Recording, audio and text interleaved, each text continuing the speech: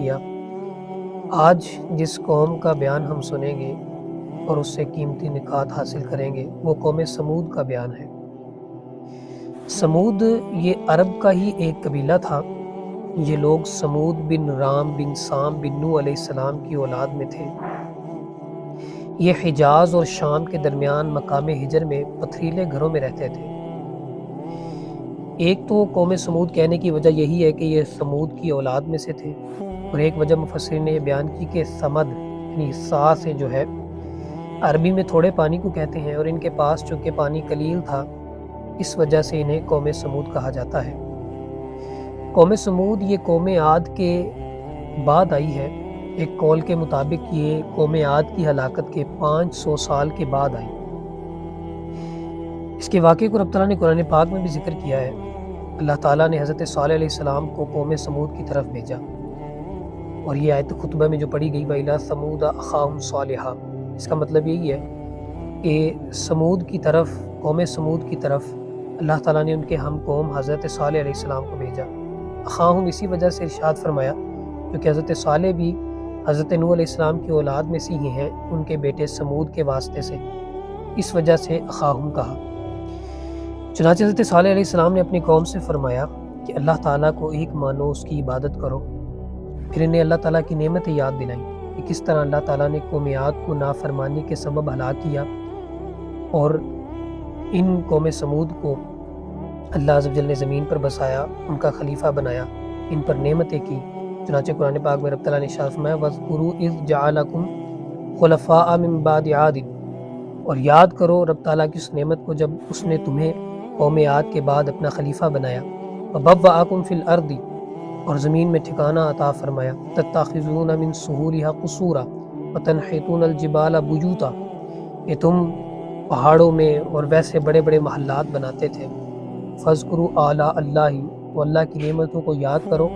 وَلَا تَعْثَوْا فِي الْأَرْضِ مُفْسِدِينَ، اور زمین میں فساد نہ پساتے پھرو۔ اب یہاں پر جب حضرت صالح علیہ السلام نے یہ پیغام ربانی پہنچایا تو جو مالدار اور چودھری ٹائپ کا طبقہ تھا تکبر کی بنا پر انکاری ہو گیا، اور جو کمزور لوگ حضرت صالح علیہ السلام پر ایمان لے کر آئے تھے ان سے کہنے لگا کہ تم ایمان لائے ہو؟ انہوں نے کہا ہم تو لے کر آئے ہیں۔ تو وہ تکبر میں آ کر کہنے لگے ہم تو نہیں لائے۔ گویا وہ یہ کہنے لگے تھے، یہ کہنا چاہ رہے تھے کہ ہماری مالداری کا اعتبار کرو، ہمارے جاہ و حشمت کا، ہمارے بڑے بڑے گھروں کا، محلات کا اعتبار کرو، اور ہمارے پیچھے چلو، حضرت صالح علیہ السلام کے پیچھے نہ چلو۔ قرآن پاک میں رب تعالیٰ نے ان کے انہی بات کو ذکر کیا۔ قال الملأ الذین استکبروا من قومہ للذین استضعفوا لمن آمن منہم اتعلمون ان صالحا مرسل من ربی، یہ جو بڑے بڑے سردار تھے اس قوم کے متکبرین، وہ کمزور لوگ جو حضرت صالح علیہ السلام پر ایمان لائے ان سے کہنے لگے کیا تم حضرت صالح کے رسول ہونے پر ایمان لاتے ہو کہ وہ اللہ کے رسول ہیں؟ قالوا انا بما ارسل به مؤمنون، انہوں نے کہا کہ ہماری طرف جو رسول بھیجے گئے ہم ان پر ایمان لانے والے ہیں۔ قال الذین استکبروا انا بالذی آمنتم به کافرون، انہوں نے کہا کہ ہم تو ان کا انکار کرنے والے ہیں۔ اور یہ یعنی سلسلہ بڑی دیر سے چلتا آ رہا ہے۔ حضور نے بھی ارشاد فرمایا ان الاسلام بدأ غریبا وسیعود غریبا کما بدأ، کہ اسلام جو ہے یہ غریبوں میں ہی اس کی شروعات ہوئی، اور ان قریب یہ غریبوں کی طرف ہی لوٹ آئے گا جس طرح یہ شروع ہوا تھا۔ اس سے معلوم ہوتا ہے کہ جو غریب طبقہ ہے وہ اسلام، دین اور مذہب کی طرف زیادہ راغب ہونے والا ہوتا ہے۔ مال کمانا برا نہیں ہے، مال اور مالداری کے حوالے سے انشاءاللہ ایک الگ بیان ہے، اس کو جاری کیا جائے گا، لیکن یہاں پر یہ بات بتانا مقصود ہے کہ مال اکثر طور پر دین سے دوری کا سبب بنتا ہے۔ اسی وجہ سے کئی احادیث میں مال کی تباہ کاریوں کو بیان کیا گیا ہے۔ مال بیسیکلی کہتے ہی ہیں جس کی طرف دل مائل ہو، اس کا میلان دل اس کی طرف بڑھے اور پھر وہ دنیا کی طرف لگ جاتا ہے۔ خیر اس کا الگ سے بیان آئے گا۔ اب جب یہ ایسا معاملہ ہوا کہ وہ انکار کرنے لگے اور کمزور لوگوں کو بھی بھڑکانے لگے، تو قوم کے سرداروں نے دیکھا کہ جب لوگ نہیں ٹل رہے، حضرت صالح علیہ السلام کی بات مانتے ہیں، انہوں نے بھی حضرت صالح علیہ السلام سے رسالت کی دلیل پر معجزہ طلب کیا اور کہا کہ فلاں پہاڑ سے آپ اونٹنی برآمد کر دیں تو ہم ایمان لے آئیں گے۔ تو حضرت صالح علیہ السلام نے دعا کی تو رب تعالیٰ نے اونٹنی پہاڑ سے نکال دی۔ قرآن پاک میں اس کا بیان ہے حاذی ناقۃ اللہ لکم آیۃ، فذروها تأکل فی ارض اللہ ولا تمسوها بسوء فیأخذکم عذاب علیم، یہ اللہ کی اونٹنی ہے تمہارے لیے نشانی، اسے چھوڑ دو کہ یہ زمین میں کھائے اور اس کے ساتھ کوئی برا معاملہ نہ کرنا ورنہ تمہیں دردناک عذاب آ لے گا۔ ناقۃ اللہ، اسے اللہ کی اونٹنی کہنے کا مطلب یہ ہے کہ چونکہ یہ شعائر اللہ سے ہے اور اس کی تعظیم ضروری ہے، جس طرح کہ بیت اللہ اللہ کا گھر ہے تو اسی طرح اس کو ناقۃ اللہ کہا جاتا ہے، اور شعائر اللہ کی تعظیم کرنا یہ بندوں پر لازم ہوتا ہے۔ قوم سمود نے اونٹنی کی کونچیں کاٹ دی اور اس طرح وہ کہنے لگے کہ اگر اللہ تبارک و تعالیٰ کی طرف سے کوئی عذاب ہے تو پھر ہمارے پاس آئے، یعنی یہ ان کی ایک دلیری تھی اس حوالے سے۔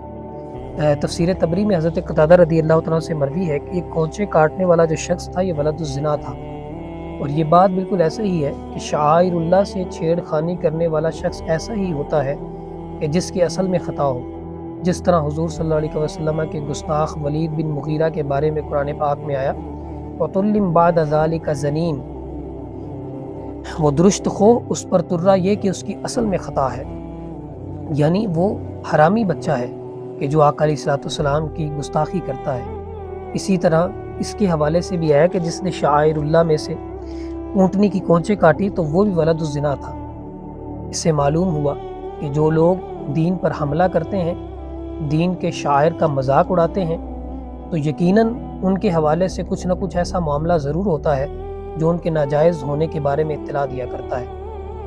خیر، جب اس قوم سمود نے کونچیں کاٹی اور دلیری دکھائی کہ بھئی عذاب کہاں ہے، جسے قرآن پاک نے ذکر کیا فَعَقَرُوا النَّاقَةَ وَعَتَوْا عَنْ أَمْرِ رَبِّهِمْ، کہ انہوں نے اونٹنی کی کونچیں کاٹی اور اللہ کے حکم کی نافرمانی کی۔ وَقَالُوا يَا صَالِحُ ائْتِنَا بِمَا تَعِدُنَا إِن كُنتَ مِنَ الْمُرْسَلِينَ، اور انہوں نے کہا کہ اے صالح ہمارے پاس وہ چیز لائیے نا جس کا آپ نے ہم سے وعدہ کیا تھا اگر آپ رسولوں میں سے ہیں۔ تو پھر رب تعالیٰ نے ان پر عذاب بھیجا اور قرآن پاک میں ذکر کیا فَأَخَذَتْهُمُ الرَّجْفَةُ فَأَصْبَحُوا فِي دَارِهِمْ جَاثِمِينَ، تو پھر انہیں زلزلے نے آ لیا تو وہ گھروں میں اوندھے پڑے تھے، یعنی ان کی لاشیں پھیلی ہوئی تھیں اور رب تعالیٰ نے انہیں زلزلے کے عذاب میں گرفتار کیا۔ یاد رکھیے کہ جب ہم اللہ کی نافرمانی کرتے ہیں، اللہ کے احکامات کو پس پشت ڈالتے ہیں، تو پھر رب تعالیٰ عذاب بھی نازل کیا کرتا ہے۔ ابھی پچھلے دنوں ترکیہ اور شام میں جو زلزلہ آیا اور اس کے بعد پاکستان میں جب ہمارے پاس زلزلہ آیا تو ایک لمحے کے لیے ہمیں یوں لگا کہ شاید میری ساری زندگی کی جو دولت ہے، میری ساری زندگی کی جو کمائی ہے وہ ایک لمحے میں ڈھیر ہونے والی ہے، کیونکہ ترکیہ اور شام کے جو بڑی بڑی عمارات گرنے والی تھیں وہ ہماری آنکھوں کے سامنے تھیں، اور پاکستان میں جب ہماری زمین ہلی تو ہمیں محسوس ہوا کہ میں نے جو اتنا کمایا تھا ایک لمحہ لگنا تھا کہ وہ سارا ڈھیر ہو جانا تھا۔ اس لیے دنیا کی طرف راغب ہونے سے پہلے، اللہ کی عبادات کو چھوڑنے سے پہلے ایک لمحے کے لیے یہ سوچ ضرور لیا کریں کہ ہم اس خالق کائنات کی نافرمانی کر رہے ہیں جو ایک لمحے میں ہماری ساری کمائی کو ملیا میٹ کر سکتا ہے۔ ہمیں چاہیے کہ ہم اللہ تعالیٰ کی فرما برداری کریں۔ حضرت صالح علیہ السلام اپنے ساتھیوں سمیت وہاں سے پھر کوچ کر گئے، کہا یہاں تو اللہ کا عذاب ہے، ہم یہاں نہیں ٹھہریں گے، اور مکہ شریف تشریف لے گئے اور ساری عمر وہاں گزاری۔ اور یاد رکھیے کہ جہاں پر اللہ کا عذاب آئے تو وہاں پر اللہ کے نیک لوگ نہیں ٹھہرا کرتے۔ تفسیر خازن میں ہے کہ غزوہ تبوک کے راستے میں حضور صلی اللہ علیہ وسلم جب اسی مقام حجر پر پہنچے جہاں پر یہ قوم سمود آباد تھی اور عذاب نازل ہوا، تو فرمایا کہ یہاں کا پانی استعمال نہیں کرنا، یہ اللہ کے عذاب کی جگہ ہے۔ عرض کی یا رسول اللہ ہم نے تو آٹا بھی گوندھ لیا ہے۔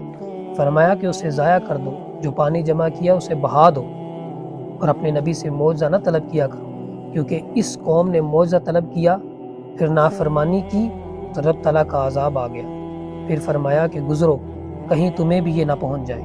اس سے معلوم ہوتا ہے کہ جب ہم کسی جگہ بھی وزٹ کرنے کے لیے جائیں تو کبھی بھی ایسی جگہ پر نہیں جانا چاہیے جہاں پر اللہ تعالیٰ کا عذاب نازل ہوا ہو، کیونکہ حضور نے ارشاد فرمایا کہ یہاں سے نکلو، کہیں تمہیں بھی وہ نہ پہنچ جائے جو انہیں پہنچا تھا۔ ہمیں ہر دم اللہ تعالیٰ سے عافیت مانگنی چاہیے، اور ماقبل قوموں کے حالات سے ہمیں سبق سیکھنا چاہیے کہ اللہ تبارک و تعالیٰ نے قوم سمود کو کہا تھا کہ قوم عاد کو ہلاک کرنے کے بعد ہم نے تمہیں خلیفہ بنایا ہے، لیکن وہ خلیفہ بننے کے حقدار نہ ٹھہرے اور نافرمانی کی زندگی گزاری اور بڑے بڑے محلات پر تکبر کیا، مال و دولت پر تکبر کیا، تو اللہ تعالیٰ نے زلزلے کے ذریعے انہیں فنا اور نیست و نابود کر دیا۔ اللہ عز سے دعا ہے کہ ہمیں ماقبل قوموں کے حالات سن کر ان سے عبرت حاصل کر کے اپنی زندگی کو اللہ تعالیٰ کی فرما برداری میں گزار